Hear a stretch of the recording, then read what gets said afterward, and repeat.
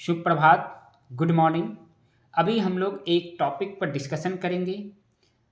एक विषय पर चर्चा करेंगे और आज का जो विषय है अनुसूचित जातियों एवं जनजातियों, पिछड़े वर्ग तथा महिलाओं के कल्याण के लिए प्रशासन एवं कार्यक्रम, administration and programme for the welfare of scheduled caste SC and scheduled tribes SC backward classes and womens. तो ये मेरा आज का विषय का जो टॉपिक है वो है, इसी पर हम लोग आज डिस्कशन करेंगे। तो पहले हम लोग देखते हैं अनुसूचित जनजाति शेड्यूल्ड कास्ट एससी के लिए जो कल्याण के लिए जो भी कार्यक्रम है उनका जो प्रशासन है, तो schedule caste administration programme and their welfare क्या क्या है। तो पहले हम इसको आप बैकग्राउंड थोड़ा सा जानेंगे। तो इसमें है कि अनुसूचित जातियाँ शेड्यूल कास्ट, अनुसूचित जनजातियाँ एसटी, शेड्यूल ट्राइब्स को कॉन्स्टिट्यूशन में, संविधान में क्या आर्टिकल 341 एंड 342 यानी कि अनुच्छेद 341, अनुच्छेद 342 के अनुसार भी निर्दिष्ट की जाती है कि जो 2011 का जो पॉपुलेशन सेंसस हुआ था उसके अनुसार अनुसूचित जातियां यानी कि शेड्यूल कास्ट की पॉपुलेशन इस देश में 20.14 करोड़ यानी कि 20.14 करोड़ की उनकी इस देश में टोटल पॉपुलेशन है, जो कि इस देश की पॉपुलेशन का 16.6% आबादी रहती है, यानी कि 16.6% उनका इस देश में आबादी है। प्रतिशत के हिसाब से अगर हम लोग देखते हैं तो अनुसूचित जाति की शेड्यूल कास्ट की 84% यानी कि 84% लोग जो हैं वो ग्रामीण क्षेत्र में, बस्तियां में, खेरों में रहती है। अगर ये लोग शहर में अगर जो रहते हैं तो ये लोग अधिकांश स्लम यानी कि स्लम कॉलोनियाँ, जो स्लम बस्तियां होती है जहाँ पर तंग गलियां बस्तियां होती हैं, बहुत ही रहने लायक, वहाँ पर अगर देखेंगे तो बेसिक नीड्स की बहुत ही कमी होती है, ऐसे जगह में ये लोग प्रवास यानी कि रहते हैं। तो अगर हम लोग अनुसूचित जाति शेड्यूल कास्ट, अभी भी अगर हम लोग देखते हैं सामाजिक भेदभाव, सोशल डिस्क्रिमिनेशन, आर्थिक इनइक्वालिटी यानी कि इकोनॉमिक इनइक्वालिटी से भी ये लोग पीड़ित रहते हैं। इसके बाद हम लोग देखते हैं अप्रियता यानी कि इनटचेबिलिटी से भी ये लोग को सफ़र करना पड़ता है। तो ये सब उनके साथ ये सारी चीज़ जो है ये सब सोशल इविल्स हैं, तो इसको भी हमको जानना होगा। बात आगे हम लोग करेंगे उनके लिटरेसी की। तो जो भारत का जो नेशनल पैरामीटर्स है, जो नेशनल एवरेज है साक्षरता का, लिटरेसी का, वो है 65% यानी कि 65%। और उनके तुलना में अनुसूचित जाति यानी कि शेड्यूल कास्ट की जो लिटरेसी रेट है वो 54.69% है, यानी कि 54.69% है। तो ये हम लोगों को यहाँ पर देखने को मिलता है कि लगभग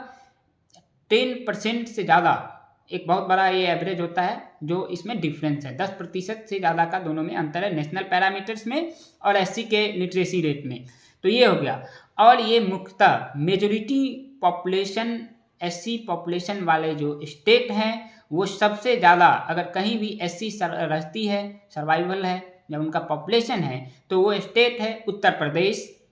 पश्चिम बंगाल, पंजाब, हरियाणा। इन राज्यों में देश के अनुसूचित जाति की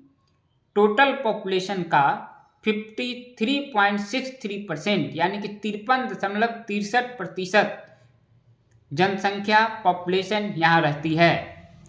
अगर संख्या के दृष्टि से देखेंगे, नंबर के दृष्टि से अगर हम लोग देखेंगे तो उत्तर प्रदेश सबसे अधिक अनुसूचित जाति वाला प्रदेश है, यानी कि अनुसूचित जाति का अगर सबसे ज़्यादा, अगर संख्या के दृष्टि से अगर देखेंगे, नंबर्स के पॉइंट ऑफ व्यू से देखेंगे तो उत्तर प्रदेश में सबसे ज़्यादा पॉपुलेशन रहती है। अगर आबादी के हिसाब से अनुसूचित जाति में अगर हम लोग जनसंख्या के हिसाब से देखेंगे, परसेंटेज के हिसाब से अगर देखेंगे तो पंजाब, जहाँ पर सबसे ज़्यादा शेड्यूल कास्ट यानी कि एससी का जनसंख्या यानी कि पॉपुलेशन रहती है। अगर अनुसूचित जाति के व्यक्तियों की भारी अगर मेजर्स पॉपुलेशन वाले अगर स्टेट को अगर हम लोग देखें तो एक तो हम लोग उत्तर प्रदेश देखें, इसके अलावा भी राज्य हैं जहाँ सबसे ज़्यादा एससी पॉपुलेशन रहती है, जिसमें पश्चिम बंगाल है, बिहार है, तमिलनाडु है और आंध्र प्रदेश है। इन समुदाय का, इन कम्युनिटी के मूल लक्षण ये है, जो मेजर्स लक्षण यानी कैरेक्टरिस्टिक्स का बात हम लोग करेंगे तो यह भौगोलिक विशिष्ट संस्कृति, दूसरे से मिलने में संकोच, आर्थिक एवं शैक्षणिक पिछड़ापन, यानी कि ये लोग ज्योग्राफिकली आइसोलेटेड रहते हैं, थोड़ा रिमोट एरिया में रहते हैं, इनका संस्कृति कल्चर भी थोड़ा अलग है, दूसरे से अगर जो पर्सनल रिलेशन बिल्डअप का बात होता है, लोगों से मिलने का बात होता है, पब्लिक डोमेन में आने की बात होता है, तो उससे ये लोग थोड़ा सा शर्माते हैं,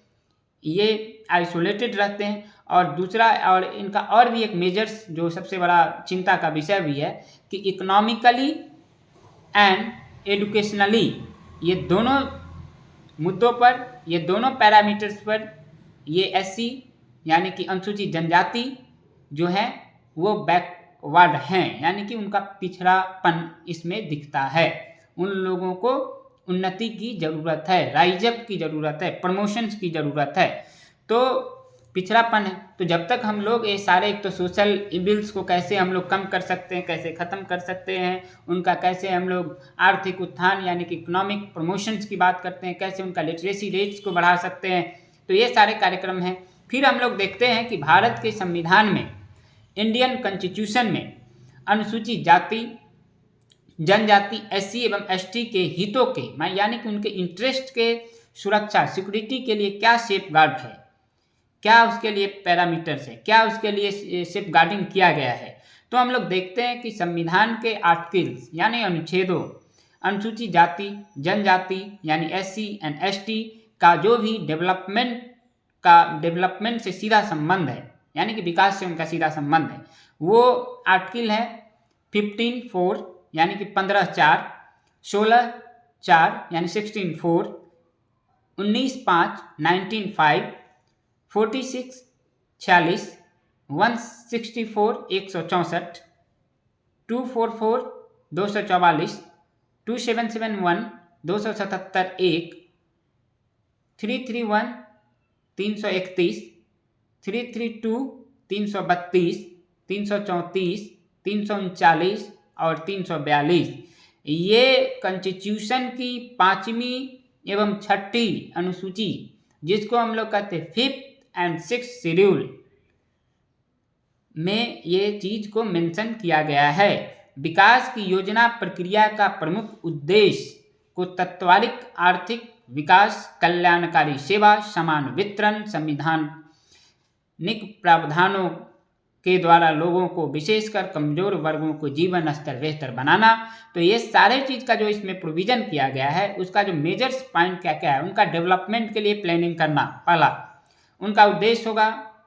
उनका उद्देश्य था कि डेवलपमेंट के लिए हमको प्लानिंग करना है, उनका कैसे इकोनॉमिक डेवलपमेंट हो उसके लिए काम करना है, उनको कैसे ज़्यादा से ज़्यादा वेलफेयर सर्विस उनको प्रोवाइड किया जाए इसके लिए बात करना है, उनमें कैसे इक्वल डिस्ट्रीब्यूशन हो उसका बात करना है, कैसे उनको उनका लाइफ स्टैंडर्ड बेहतर बनाया जाए उस पर बात करना है। तो ये सारे चीज़ों का मेंशन 5th एंड 6th, और जो हम लोग ने आर्टिकल का बात किया है, article 15(4), article 16(4), article 19(5), article 46, article 164, article 244, article 277(1), article 331, article 334, article 339 and article 342, ये सारा चीज़ को मेंशन किया गया है। और ये सारा चीज़ जो हम लोग बोले हैं कि उनको कैसे, जो भी वीकर सेक्शन के लोग हैं, जो कमज़ोर तबके के लोग हैं, उनको जीवन स्तर को हमको बेहतर बनाना है, यानी कि उनको लाइफ स्टैंडर्ड को कैसे हम लोग बेहतर कर सकते हैं, ये सारी चीज़ को mention 5th and 6th schedule में यानी इंडियन कॉन्स्टिट्यूशन में किया गया है। इस संदर्भ में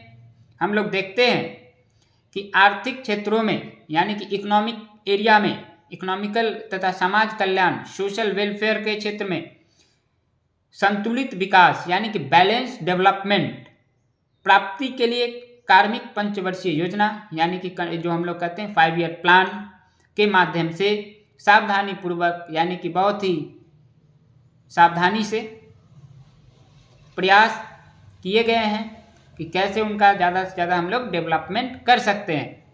और यहाँ पर एक बात है, जितने भी कार्यक्रम हम लोग चलाएंगे, जितने भी स्कीम, जितने भी प्रोग्राम, जितने भी पॉलिसी, वहाँ बात होता है कि सामाजिक न्याय, सोशल जस्टिस कैसे उनके साथ होगा, सोशल जस्टिस को स्थापित करते हुए उनका विकास करना है। और यहाँ पर सामाजिक न्याय एवं अधिकारिता मंत्रालय नोडल मंत्रालय है। बात आता है मिनिस्ट्री की, तो सोशल जस्टिस मिनिस्ट्री जो है वो नोडल मिनिस्ट्री है इसके लिए, जो अनुसूचित जातियों यानी कि शेड्यूल कास्ट के हितों को देख रेख करता है। जो भी मिनिस्ट्री ऑफ सोशल जस्टिस जो है वो नोडल मिनिस्ट्री है। एससी यानी कि शेड्यूल कास्ट जातियों का जो भी इंटरेस्ट है, जो उनका जो भी हित है, उसको देखने का काम, उसको प्रोटेक्ट करने का काम जो है ये मिनिस्ट्री करती है। ये मंत्रालय अनुसूचित जातियों के हितों का संवर्धन यानी कि एंड संरक्षण, कैसे उसको प्रोटेक्शन भी दिया जाना चाहिए, वो राज्य का एवं यूनियन स्टेट का क्षेत्रों में अन्य केंद्रीय मंत्रालय के द्वारा की गई कार्यवाही में ये जितने भी कार्यक्रम चलता है राज्य में या यूनियन राज्य में, यूनियन स्टेट में, यूनियन टेरिटोरी में, उसका भी एक मिनिस्ट्री ऑफ सोशल जस्टिस जो है वो क्या करती है, मॉनिटरिंग करती है। इसके अतिरिक्त अनुसूचित जातियों के लिए कैसे हम लोग एजुकेशन के क्षेत्र में, कैसे इकोनॉमिक के क्षेत्र में, कैसे सोशल एम्पावरमेंट के क्षेत्र में, इस सारे जो भी रिलेटेड एफर्ट हैं, संबंधित प्रयास हैं, उसका